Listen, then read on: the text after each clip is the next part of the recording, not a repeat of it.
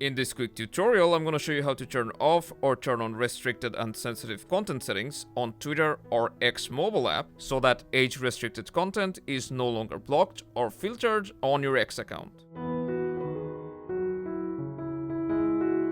To be able to turn off sensitive content filtering, you'll need to go to the browser, and this will work on any mobile, whether it's an Android or an iOS device.